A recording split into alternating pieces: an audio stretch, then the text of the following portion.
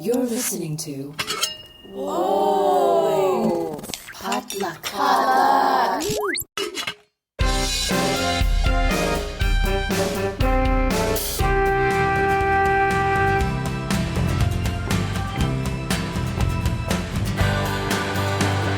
Welcome back to the Asians in Hockey podcast. Once again, I'm your host, Nate Nikau. So during the offseason, I officially launched a website for the show, asiansinhockey.com. Over there, you can listen to the podcast directly in your browser, check out links to some collected resources, such as Asian Hockey Card Collection, curated by our contributing producer, Chris Wu, and the online periodical Hockey in Society, edited by friend of the show, Courtney Cito. You can also write a review of the show on the website, as well as leave me a voice note. If you're interested in dropping me a line, I would love to hear from you. And speaking of voice notes, I'm looking to collect sound bites from Asian hockey fans talking about their favorite teams. So if you're interested in sharing your story with me, please feel free to record a voice note on the website. I just might feature your story in an upcoming episode. I'll be adding more stuff to the website over the course of this coming season, so be sure to visit often. Once again, you can find the site at www.asiansinhockey.com. Before we drop the puck on today's episode, I've got a couple favors to ask of you. First off, if you'd like to help out with some of the production and operating costs, you can do so through buymeacoffee.com. Just visit coffee/AsiansInHockey, that's coff.ee/AsiansInHockey, to make a donation. Now, to reiterate, I promise to never charge a subscription fee for the podcast, and I'm just grateful to you for simply listening to the show. Second, if you've enjoyed what you've heard from us, I would love it if you could post a quick 5-star review on Apple Podcasts or Spotify. This is honestly the best way to get the word out about the show and help us cultivate our audience. Thank you again for your support. On today's episode, I'm joined by former professional hockey player, NCAA hockey coach, and mental health advocate Reagan Rust. I'll also be talking about one of the great pioneers of South Asian representation in hockey, Robin Bawa. All of that is coming up right after this.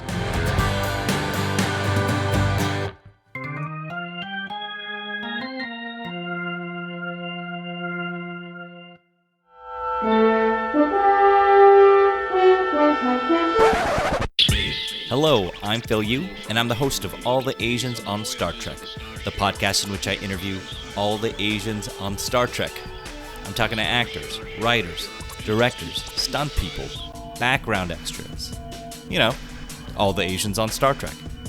Find out more at alltheasiansonstartrek.com. Part of the Potluck Podcast Collective. Live long and prosper. Today, we're profiling another Asian hockey trailblazer. Someone who, for many fans of color, and especially fans of South Asian descent, represented proof that hockey could belong to them, too. I'm talking about Robin Bawa. Born in 1966 in Duncan, British Columbia, Bawa became the first player of Indian descent to play in the NHL. His journey wasn't the smooth highlight reel story that gets turned into a Disney movie. Instead, it was the story of perseverance, of toughness, of carving out a space in a league that at the time had very little room for outsiders, especially players of color. Over the next few minutes, we'll trace his path from growing up in small-town BC to battling his way into junior hockey, to grinding it out in the minors, and eventually skating in the NHL. Now, along the way, we'll talk about what it meant for him to break these barriers and how his story fits into the broader history of Asian representation in hockey. Robin Bawa was born on March 26, 1966, in Duncan, British Columbia. His grandfather emigrated from India, part of the Punjabi Sikh community that settled in British Columbia in the early 20th century. Like many Canadian kids, Robin fell in love with hockey early, but for a young South Asian boy in the 1970s, hockey was far from an easy space to enter. Ice time wasn't always accessible, and the cultural expectations from immigrant families often leaned more toward academics or traditional professions. Still, Robin stuck with the game. He honed his skills locally, and by his late teens, he had cracked the junior hockey ranks. Bawa played his junior hockey career in the Western Hockey League with the Kamloops Blazers. He wasn't drafted into the NHL, which tells you a lot about how he was perceived at the time. Scouts didn't see him as a sure-thing prospect. What they may have underestimated was his combination of grit and scoring touch. In fact, during his WHL career from 1982 to 87, Bawa put up solid offensive numbers, especially in his final season when he scored 57 goals in 62 games. But this wasn't enough to get him drafted. Bawa's path to the NHL would have to come the hard way, through persistence, toughness, and the minor league grind. In 1987, Bawa signed with the Washington Capitals organization as a free agent. At first, his pro career looked like it might stall in the minors. He spent time with the Baltimore Skipjacks of the AHL, where he had to prove he belonged. This was the late 1980s, an era when the NHL and its farm system placed a heavy emphasis on toughness and fighting ability. Bawa adapted. He wasn't a natural enforcer, but he was willing to drop the gloves if it meant keeping his roster spot. Over time, he developed a reputation as a rugged winger who could chip in offensively, but also stand up physically. On October 6, 1989, Robin Bawa stepped onto the ice in an NHL game for the first time with the Washington Capitals. By doing so, he became the first player of South Asian descent to play in the NHL. It's worth pausing here. Representation in hockey is still a challenge today, but in 1989, the idea of a South Asian player skating in the NHL was almost unthinkable. For the growing Punjabi and South Asian communities in Canada, Bawa's debut was a milestone. He didn't become a superstar or a household name, but for kids growing up who looked like him, he was proof that the NHL wasn't completely closed off. Over the next few years, Bawa's NHL career unfolded in short stints. He played parts of the seasons with the Washington Capitals, the Vancouver Canucks, the San Jose Sharks, and the Mighty Ducks of Anaheim. His most productive NHL stretch came with the San Jose Sharks in the 1992-93 season, wherein he played 42 games, scored 5 goals, and racked up 47 penalty minutes. For a player who had never been drafted and was constantly fighting for ice time, those numbers mattered. In total, Bawa played 61 NHL games, scoring 6 goals and 1 assist. Statistically, those numbers might not leap off the page, but in context, they represent something bigger. A South Asian player forcing his way into a league that had little precedent for someone like him. Where Bawa truly made his mark statistically was in the minor leagues. He became a mainstay in the International Hockey League and the AHL throughout the 1990s. With the San Diego Gulls of the IHL, Bawa became a fan favorite. He consistently scored in double digits for goals while also piling up the penalty minutes. His career totals in pro hockey include nearly 800 games in the minors, over 150 goals scored, and more than 2,000 penalty minutes. Those numbers paint the picture of a durable, hard-nosed forward who gave everything to stay in the game. Now, it's important to be honest. Robin Bawa's journey wasn't just about hockey. Being the first South Asian player in the NHL also meant facing racism both on and off the ice. Now, while there are fewer publicized accounts of specific incidents, we know from the experiences of other players of color in the same era that slurs, stereotypes, and discrimination were common. For Bawa, staying in pro hockey often meant keeping his head down, proving himself through toughness, and letting his play and grit do the talking. The fact that he persevered through that environment makes his accomplishments even more significant. Today, when we talk about representation in hockey, we often mention players like Jujhar Khaira, who you'll probably hear me talk about quite a lot on the podcast, and who became the first Indo-Canadian player born in Canada to score in the NHL. Or younger prospects like Arjun Bawa, Robin's nephew, who has played junior hockey. But all of that traces back to Robin.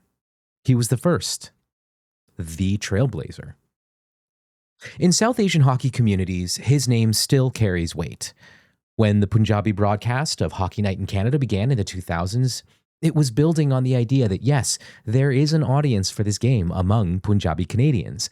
That cultural bridge exists partly because players like Robin Bawa showed what was possible.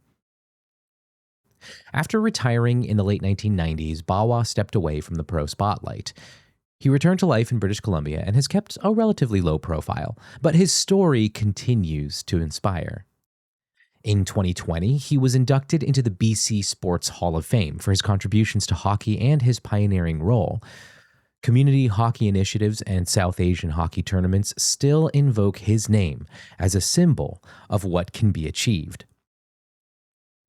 Robin Bawa may not have lifted the Stanley Cup or been inducted into the Hockey Hall of Fame, but his legacy is secure in another way. He proved that players of Indian descent could make it to the NHL. He opened a door, however slightly, that others could walk through. In hockey history, trailblazers often don't get the recognition they deserve until many years later.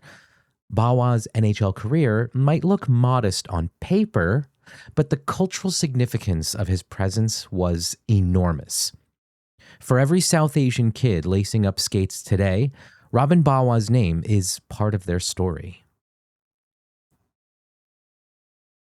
After the break, we'll hear from former Metropolitan Riveter Reagan Rust. We'll be right back. Hey, do you enjoy reading, or are you thinking about getting back into reading? Do you want to diversify and decolonize your bookshelf? And are you interested in exploring exciting stories from Asian and Asian American voices? Then you should check out Books and Boba, a book club and podcast dedicated to books by Asian and Asian American authors. Each month on Books and Boba, we pick a book by an Asian author to read and discuss on the show. We read a variety of genres, including contemporary and historical fiction, sci-fi and fantasy, romance and cozy mysteries, and so much more. Our past book club picks have included Pachinko by Minjin Lee, Patron Saints of Nothing by Randy Ribeye, Yellowface by R.F. Kwong, and The Fortunes of Jaded Women by Carolyn Quinn. We also chat with some amazing Asian authors on the podcast, as well as review the latest publishing news in Asian American literature. Listen to us now on Apple, Spotify, and wherever you listen to podcasts, or learn more by looking us up at booksandboba.com. Part of the Potluck Podcast Collective.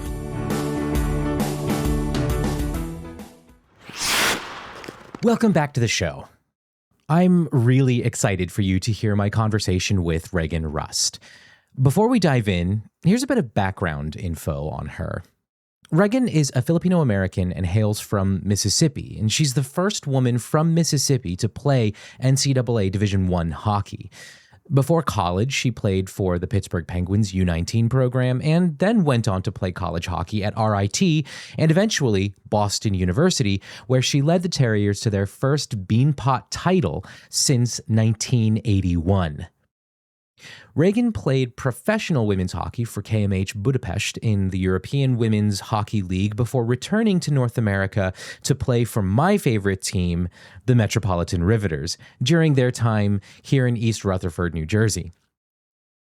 After her playing career, she returned to BU to coach and has since built a career hosting training camps, broadcasting at NHL and IHF events, and speaking out on the topic of mental health.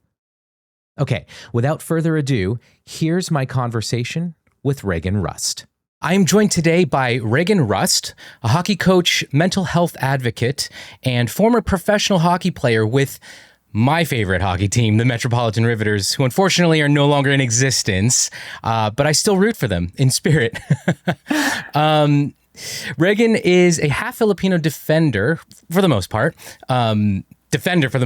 Half Filipino all the time. Yeah. Who hails from the northwest corner of Mississippi originally. Reagan, thank you so much for joining me today, and welcome to the Asians in Hockey podcast. Kababayan, if I can call you that. Yeah, sure, that works. Cool. Thank you so much for coming and hanging out with us today. No problem. Thanks for having me. Excited to be with another Filipino. Yeah. I'm not super familiar with my Filipino side, unfortunately. So that's about as much as I've got. Me too. I just know how to make the food. Oh, so that's the most important part. So let's start off to the beginning. What first drew you to hockey, and what was it like growing up in Mississippi, which is not really known as a hotbed of hockey culture, learning the game there? How did that even happen? I got pretty lucky because my mom, back when I was younger, worked at a casino, and one of her best friends there offered us some tickets to go to a Memphis River Kings game. And we ended up going with my aunt, my sister, my mom, all of us went, and we kind of fell in love with the game. Almost, I wouldn't say instantly, but practically instantly, because we went to every single game after that. Like, we did not miss at all. That's really cool. And Memphis is like just right across the state border from you, right? Not that far away. Yeah, they were called the Memphis River Kings, but they were actually Mississippi. So they were very close to my house growing up. Oh, okay. Yeah. And then when I was 5 years old, they started a little kids rec league. So my sister and myself got our start there. Oh, cool. Okay. Awesome. So fast forward a little bit, you played NCAA hockey Division I at both RIT and Boston University, and then professionally, both in the Swedish League and here in the US for the NWHL/PHF. What were some of your proudest moments as a player? Definitely winning the Bean Pot. That's a huge one. Cool. That one in Boston is like something me and my teammates still talk about. We're like, that is so sick that we did that. Yeah, that's incredible. Yeah, it was a really fun time. And then I'd say even just like being in Sweden, there's not like a specific moment exactly, but really just being with my teammates there, learning about their culture and kind of getting accepted into it, because I still go back almost every year, if not every like year and a half. And every single time I go back, all my teammates are so excited to see me. So I feel like that's a really proud thing, because I love having family, quote unquote, around the world. Yeah. Yeah, that's exciting. That's really cool. And I guess speaking of culture, fun fact, you are one of a few Asian women who have played for the Riveters, including Nana Fujimoto and Mie Dench. Did you ever encounter like stereotypes or assumptions as a mixed race Asian woman in the sport, whether in the US or abroad? Not so much as a like mixed race, but more so along the lines of being a woman. It was funny because this past weekend, I experienced something I've never experienced before in my entire life, which is the guys weren't letting me and this other girl play on the same team because we were too good. And before, it's always, we haven't been good enough because we're girls. But now I had that experience. So that was pretty funny. But yeah, nothing too crazy. I mean, a lot of growing up playing against boys, I'd get chirped from the other guys, or they'd really go after me on the ice. They try to hit me harder than the other guys, which is just so backwards. I played in a roller hockey tournament a couple years ago in Nashville, and I had a guy telling me that I didn't belong out there. Like, this is a man's sport. And I'm just like, this is absurd. Like, it's now 2023 and you're saying these things. Like, you need to get a life. So a few of those things all throughout my playing career, but nothing along the lines of me being Asian, which is I'm thankful for. Actually, everyone's pretty fired up that I'm Asian and playing hockey. Yeah, that's pretty cool. That's pretty cool. It's like one of those rarities, but it's, obviously with a podcast like this, we're finding out there's plenty of history when it comes to Asian players in the sport and Asian coaches and anybody really in the sport, which is really cool. So nowadays I've noticed like online, you introduce yourself as a coach and a mental health advocate. We'll talk a little bit about mental health over this conversation. But I want to kind of track a little bit about what inspired you to step into those roles after, I guess, retiring from the pro game as a player. I've actually been coaching since I was in 9th or 10th grade. Oh, wow. Okay. I got into it pretty early, so it was pretty natural for me to go into it after playing. I continued doing it all throughout my playing career. So I'd work camps in the summertime, or when I was playing pro in Sweden, I was coaching 14U AAA boys. And it was just something that I always found myself in, mainly because I just loved doing it. So that one was pretty easy. But on the flip side, talking about mental health wasn't. And so one of the things for me growing up is whenever I first had my bout with depression at 14 years old, I really struggled because nobody was talking about it. There weren't really resources out there. It was hard to figure out where to go, who to talk to, what to do. And so that kind of led me throughout once I got a little bit more confident in myself and who I was as a human being, going throughout college, talking to my teammates, seeing that I wasn't the only person going through stuff along those lines, that it made me feel more comfortable to speak out. So now I try to do it as much as I can. And I talk to people every single week, if I had to guess, either on Instagram or email or phone or in person. And somebody always has something to say about mental health. And it just goes to show that you're not alone. So I try to speak up. Yeah, absolutely. You mentioned like that you've been coaching since you were ninth, 10th grade. How do you bring your lived experiences throughout the course of your career, both on, off the ice, your life experience, into your coaching philosophy, both at the grassroots and youth level, and even higher up outside of that? Yeah, at the highest level, like coaching D1 hockey the past 2 seasons, I always said to the girls, I was like, first of all, I'm not going to yell at you, right? And they're like, yep, we know. I was like, perfect. I'm only going to cheer for you. If I'm yelling, it's because I'm cheering, not because I'm yelling at you. I'm yelling for you. So I kind of brought for me as a player, I was a pretty positive person, and I was always trying to be the best teammate that I could be. And so kind of brought a little bit of that into my coaching style. And then some of the experiences that I had, I actually posted a video about it today, just trying to be a coach that I needed versus a couple of the coaches that I had growing up. And so more so looking on the positive side, keeping it to where it makes hockey fun. If you're not having fun while playing sports, there's no reason for you to be playing sports. Yeah. Unless you're getting paid millions and millions of dollars, a little bit of a different story. But for most people throughout their entire lives, you're playing because you love the game, and it should be that. You should be loving it and having fun. So I try to bring a lot of that throughout my coaching experience. No, absolutely. Absolutely. So we'll talk a little bit as well. I guess now we'll transition into talking about your mental health advocacy.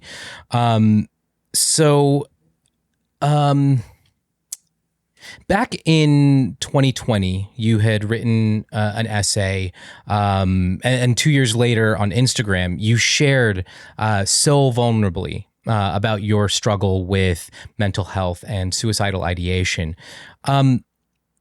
What is it that helped you through that time, and what continues to help you today?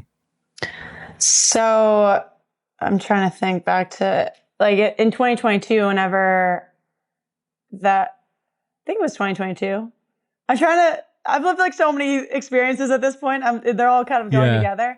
But when I tried to take my life a few years ago, I actually did attempt to do it. And I don't know what brought me out of it, whatever it was. I just remember crying on the floor after I had tried, and thought to myself, all right, well, that's as low as it gets, basically.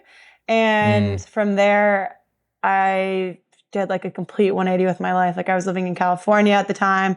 I was coaching out there. I was with a significant other that I'm no longer with. And I just said, I have to leave. I have to get out of here as soon as possible. And I didn't know what that next step was going to be. And that's actually when I got lucky and got an offer from the Riveters. Truly a call out of nowhere.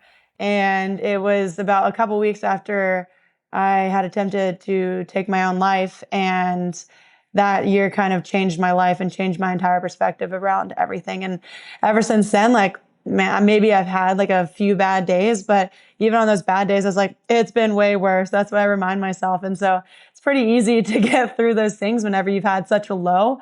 And it's even easier to appreciate the good when you've had something that low before. So it's definitely something that I look back on, and it's not good or bad. It happened, and it's a part of life for I'd say probably a third of people throughout the world, they always experience something, they will experience something with mental health. And so, yeah, it was a tough time, but made it through. Do you mind if I read a little bit from your essay? It was just, it's one of those things that's so, I think to me, speaks to your vulnerability and what you can offer to others who are struggling through a similar thing. You wrote, I found out that the mental games from RIT had given me PTSD, creating major anxiety in my head.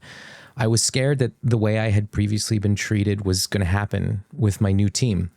For weeks, I woke up at 4 a.m. and cried before 6 a.m. workouts. My concentration in the classroom was nowhere to be found. I laid awake for hours trying to stop the anxiety that filled every nook of my body. I was on medication, talking to a therapist, and reaching out to friends for support, but I continued to slip. No matter how many friends I made, I felt extremely lonely.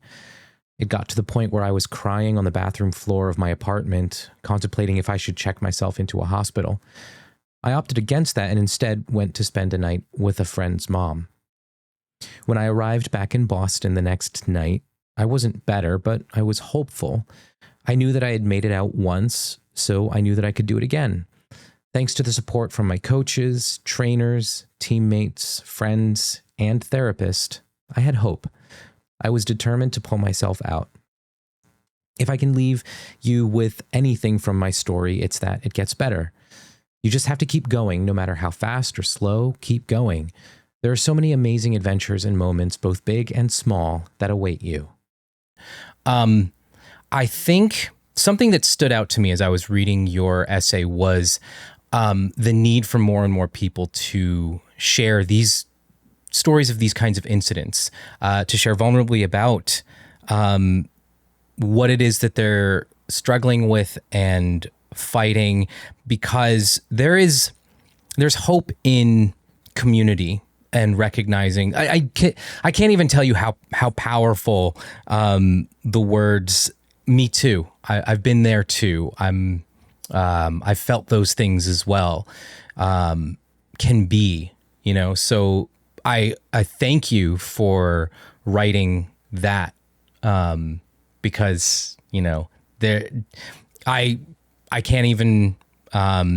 I'm sure there is at least one person listening to this podcast who probably feels so incredibly alone in their struggles right now. But just knowing that someone like you has been there can really do wonders for someone. So thank you so much for that. No problem. So this is kind of, I guess, big picture, but what is one thing, or maybe a couple things, that you wish more people in hockey, whether that's players, coaches, managers, parents, people just involved in the game, what is one or a few things that you wish they understood about mental health? I think one thing would be that it can happen to anybody at any point. And sometimes there's nothing to pinpoint, but it could be a culmination of things. And I think that's the hardest part, especially when it's something that you can't see. But it's like whenever you break a bone, you can go to the doctor and you get a specific timeline. You get 6 months and it'll be healed. You're like, all right, perfect. But whenever you're dealing with depression, it's go to therapy, do meditation, go on long walks, talk to your friends, like do whatever you got to do. But there's no specific timeline. Like you don't have this is your end date, like, and then you'll be better. There's none of that whatsoever. It's a trial and error, and it'll take as long as it takes, which sometimes it can be a couple weeks. Sometimes it can be 5 to 10 years. And so I think one thing to remember with that is it's just growth and healing is never linear. Yeah. And I mean, your own experience speaks to that. You had written something so powerful and vulnerable in 2020, and it seemed that you were moving forward or progressing or evolving, and then there was a setback again just a few years later, and you found yourself, struggling with suicidal thoughts again. So I guess, building on that, similarly, like you said, it's not linear.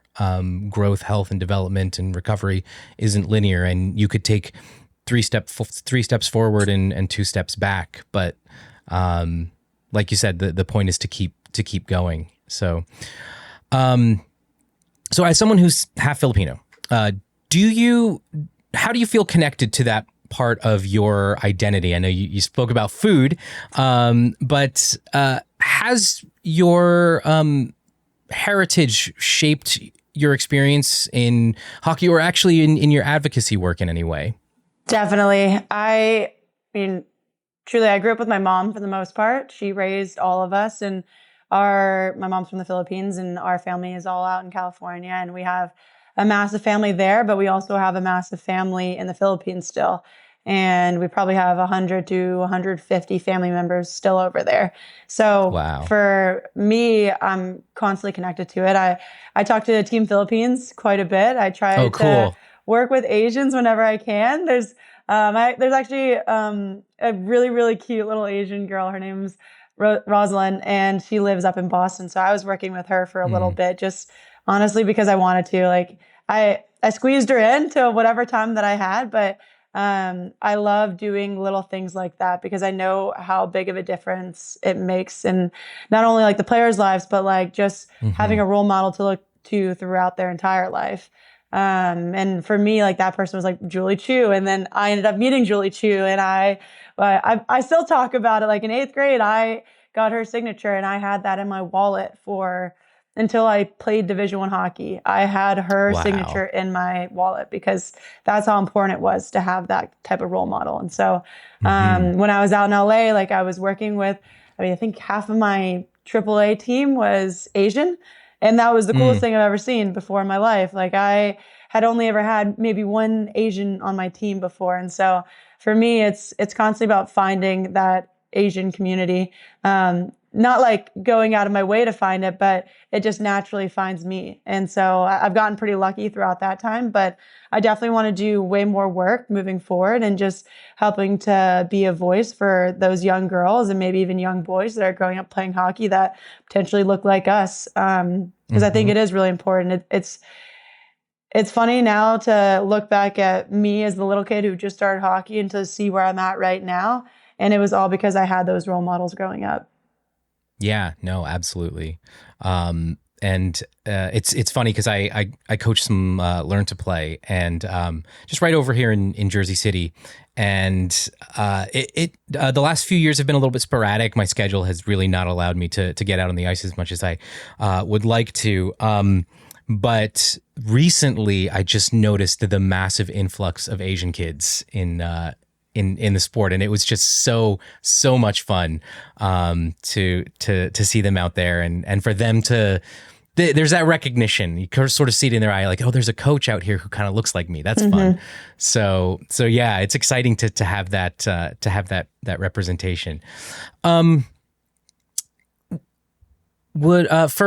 For young Asian athletes listening who might be struggling, whether with their mental health or even feeling like they don't belong in the sport, what would you want them to hear today?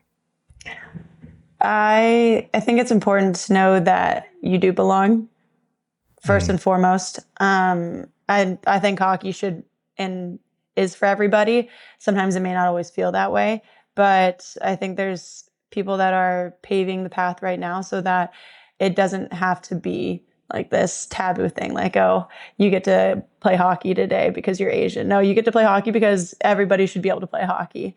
And I think when it comes to the mental health side of it is you really got to find your community whenever you are playing sports. And also just learning to talk. If you're not feeling good about something, being able to open up about it. I know in Asian culture, it's very common either to deflect by using humor or to just not talk about it at all and pretend like there's nothing going wrong. But there's nothing wrong with saying that that you're not okay. So just knowing that at the back of your head, at least you have somebody that you can reach out to. Yeah. So I'm going to go a little bit off script, and not too long ago, you were out covering the World Championships. Is that correct? The IIHF World Championships. That's correct. What was that experience like, and what are some of the highlights from the tournament that you could share from your own personal experience? Yeah, that was my third time covering it, so I was pretty fired up to be back. We had a really good team that we were working with out there, our digital team. So I had worked Men's Worlds in 2022, Women's Worlds 2022, and then this is my first time coming back to the IHF. So I worked Men's Worlds this past May in Stockholm, Sweden. A few of my favorite things, seeing my Swedish teammates, like I mentioned previously, but then also getting to see some of my childhood heroes play hockey, like Marc-Andre Fleury and Sidney Crosby, and then seeing him with like the Young Bucks and all of those guys, like that was really cool. But also getting to know the players from different countries. So countries that only have 5,000 players versus what we have here in the States or in Canada. Like that's pretty insane to meet the top of the line from other countries like that. And then even to see upsets. But you really get to know the personalities whenever you're working behind the scenes, because you're the ones asking the questions. You're the one that's in their face of the camera all the time. And like, you have to say hi or things just get awkward. So you start to make friends. I think one of my favorite memories from this year's tournament was meeting Gunther. He was the doctor for Team Austria, and he's been the team doctor. And I had no idea who he was whenever I first started talking to him. But his daughter plays for Team Austria. We ended up having this really good friendship, eating dinner together some nights whenever we were both at the rink, which was hilarious. But yeah, he's super down to earth, like so smart. He studied here in Florida, which is hilarious. So just like a lot of commonalities there, even though we are two people from two separate countries, thousands and thousands of miles away, huge age gap too. He may have been like late 50s, something along those lines, but like we still had a really cool time just chatting with each other whenever we saw. So I have so many memories from this World's tournament. Awesome. That's really exciting. And then speaking of IIHF, the Filipino women just won the Asia Cup. And you mentioned that you've been in touch with them. Have you spoken to them since they won? Yeah, I congratulated a few of them. So that was pretty exciting. One of my friends, she was the captain. I think she may have passed it off for the tournament, but yeah, she lives over there. I've chatted back and forth with her quite a few times, a few of the other players as well. So it's so cool to see the game grow over there. And I want to go back just to do a camp and just put on a clinic for them so that they can get like high level coaching and everything. But they've been doing such a good job growing it. There's only, I think they told me 500 people playing on the island. Oh, wow. And that's from like little kids up to older people. So wow. Yeah, one and a half, maybe two rings.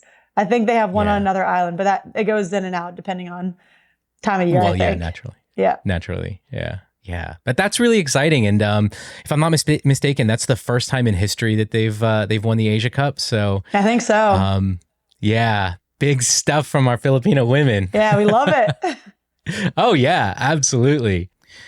So as we kind of get close to wrapping up, I'm curious what's next for you in this next chapter, whether more coaching, mental health work, or something else? Everything. You can't count me out from doing literally anything. I know people always make fun of me because I have so many different hobbies and things that I'm interested in. I've always been that way. It could be the ADHD. I'm not too sure. But I'll definitely be doing some more mental health stuff. I want to do a ton of more work with kids. That's next on the list. And working down here, potentially with the Panthers, doing my own clinics, lots of skill sessions, and then maybe traveling a little bit more for hockey and just for other things that I do. So we'll see. I have a few charity events coming up this summer too that I'm pretty excited about. And then I'll be working a couple more hockey camps before it's over. Wow. Well, you've got a full schedule. Are there any projects in particular that you're working on that you'd like to plug? Nothing too crazy right now. I mean, some of the things are like a little secret, so I can't plug any of that yet. But just continue following like my stories and Instagram because you'll get the most updates there. But yeah, I'm really excited to start a lot of the camps. Like I'm definitely planning some for next summer. So it'll be all girls camps, which I'm really excited about. Nice. And then hopefully do it in a few different states for the girls. That's awesome. And speaking of Instagram, I'll put your link in the show notes, but if you could just shout it out here for anybody who may be driving and can't go clicking around on their phone. Yeah, rea.rust, rea.rust, my last name. Cool. Easy enough. Awesome. Yeah, very simple. And finally, one last question. What would a more inclusive, more supportive future for hockey look like to you? I mean, we're kind of seeing it right now with the PWHL. Seeing those rinks sold out, and even like, it was probably the coolest moment. I know we talked about the player side of it, but when I was coaching at BU, having the bean pot at TD Garden for the first time in history, I experienced it the first year where we had 10,000 fans, and then I experienced it the second year where we had over 13,000. And I think doing more games like that, and even getting the national championship game to be in a bigger venue, and pushing women's hockey not only at the collegiate level but also at the kids level, I think that's going to be really big. And maybe some of these companies will put their money where their mouth is and help grow the game as well. Yeah, no, absolutely. And it's quite the experience. Like I still haven't fully come around to the PWHL, but I will say that it is some of the wildest, most exciting hockey experiences that I've sat in on. I was at the Verdun auditorium to watch the Victoire up there. And that place was rocking. It was packed out. Mm-hmm. And then I was lucky enough to sit rinkside for at the Bell Center when they played Toronto. And my God, 21,000 people there for a women's hockey game. That was incredible. Unfortunately, Montreal sort of laid an egg on the ice and allowed Toronto to sort of walk all over them. But it was still a whole lot of fun to see the Bell Center sold out and packed out for women's hockey. So yeah, that's exciting, and I do hope for that a little bit more in the a lot more in the future. So. And I'm also looking forward to seeing somebody other than Minnesota lift the cup. Yeah, you and me both. They need it though. Yeah. Their men's teams aren't as good. Yeah, that's true. I guess they need a little bit of help from the women up there. I would like to see New York get into the playoffs too. We need a little bit of that magic. Yeah, we'll see. I mean, they just got a really good goalie, Callie Shanahan. Shout out. That's true. Yeah, that's true. There you go. Oh, that's right. Yeah, Boston connection. Well, thank you so much, Reagan, for coming and hanging out with us today. This has been a blast, and thanks again. I really, really appreciate you coming in and spending time on the show with us. I say us. No problem. Me. Yeah, thanks for having me. Yeah. Let me know if you need anything, and we'll chat soon, I'm sure. Cool. Thank you. All right. See ya. That's it for today's episode. Be sure to tune in next time when I'll be speaking with Kelly and Jenny Lee Gilmore, the subject and the director of the Canadian hockey documentary, Overtime. Subscribe to the show on your favorite podcast app so you don't miss it. Thank you so much for listening. Asians in Hockey is part of the Potluck Podcast Collective and is hosted and produced by Nate Nikau. Contributing producers are Chad Soon and Chris Wu. Original music by Scott Okamoto. If you like what you heard, leave us a 5-star review on Apple Podcasts or Spotify and share this podcast with your friends. To keep up with us on socials, follow us on Instagram and Threads at Asians in Hockey and on Blue Sky at asiansinhockey.com. You can also find us on Facebook at facebook.com/asiansinhockey. Please feel free to shoot me an email at asiansinhockey@gmail.com, and don't forget to visit asiansinhockey.com for more great content. See you next time on the Asians in Hockey podcast.